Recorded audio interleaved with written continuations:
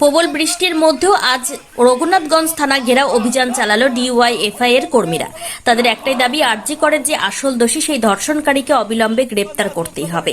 পুলিশের নিষ্ক্রিয়তা নিয়েও প্রশ্ন তুলেন ডিওয়াইএফআই এর নেতা। আজকে রঘুনাথগঞ্জ থানা ঘেরাও অভিযান চলছে, চলবে। এক মাস অতিক্রান্ত আরজি করে আসল মাথা গ্রেপ্তার হলো না কেন? অপদার্থ পুলিশ প্রশাসনের সিবিআই জবাব দাও। অপদার্থ পুলিশ প্রশাসনের সিবিআই জবাব দাও।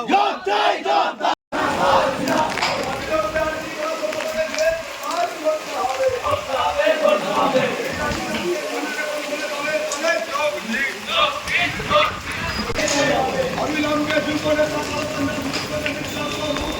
দিতে হবে।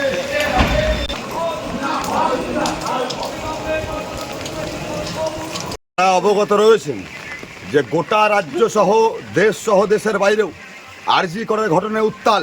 আমরা লক্ষ্য করছি যে এক মাস অতিক্রান্ত এখনো পর্যন্ত পুলিশ প্রশাসন, রাজ্যের পুলিশ ও সিবিআই টালবাহানা করছে। আসল মাথাদেরকে এখনো গ্রেপ্তার করা হলো না। আমাদের দাবি, অবিলম্বে আসল মাথাকে গ্রেপ্তার করে দৃষ্টান্তমূলক শাস্তি দিতে হবে।